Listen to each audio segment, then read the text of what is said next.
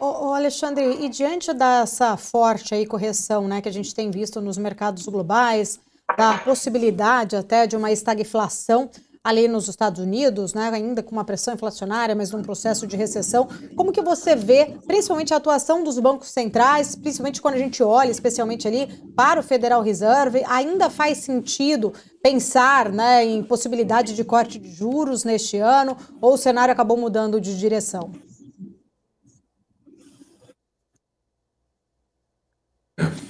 Paula, é muito fácil a gente, né, sentado do lado de cada mesa, criticar os bancos centrais. Eu sou crítico, né, mas, de novo, é muito fácil para eu aqui desse lado criticá-los.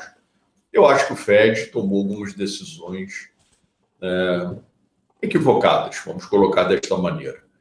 Né? Por que eu estou falando isso? O que o Fed fez e todos os demais bancos centrais, quando a gente viveu a pandemia, e aí, de novo, é muito fácil de falar, era um momento totalmente atípico, né? O Fed e os demais bancos centrais, eles propuseram políticas monetárias, né, extremamente expansionistas.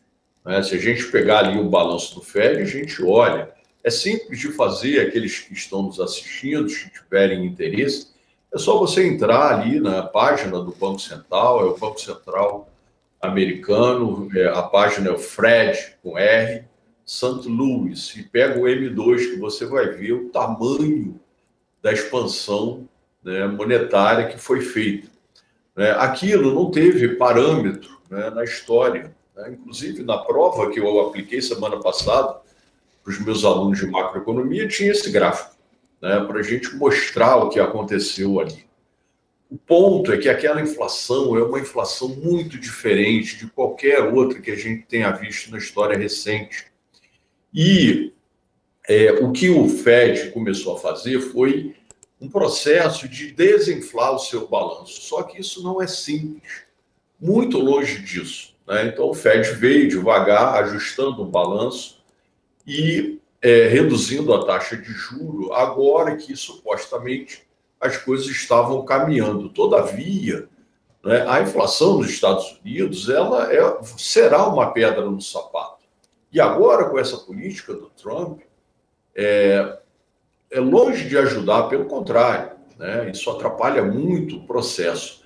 Só que aí, como a gente começa a sentir os mercados, né, sinalizando uma eventual recessão, e esse é um dos pontos, Paula, que eu vinha lá discutindo, né? Eu respeito os mercados, afinal, eu tenho quase 40 anos disso. Né? Os mercados vinham sinalizando para todos nós, não era um privilégio meu, né? A curva invertida, e sempre que há uma curva invertida, isso não é bom presságio, né? Indica uma expectativa de recessão. Agora os mercados estão um pouco nessa, né? Vai ter recessão, o que nós vamos fazer? Evidentemente, o Fed vai ficar numa encruzilhada, porque, como eu estou falando, se a gente tem uma inflação que é chata, né? Uma inflação difícil de ser combatida, mas, ao mesmo tempo, a gente está na antessala de uma recessão, o que o Fed vai fazer?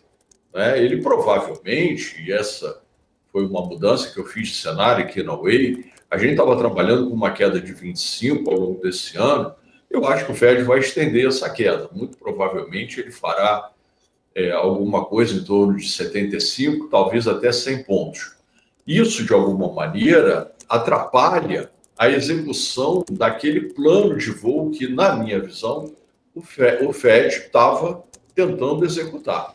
Então, a gente vai ter que ficar acompanhando, né, muito de perto, né, as novas posições aí do Jay Powell, né, você está falando aí corretamente, ele vai se manifestar essa semana, mas tudo isso tem implicações sobre a política monetária de todos nós, no mundo inteiro, inclusive do nosso próprio Banco Central.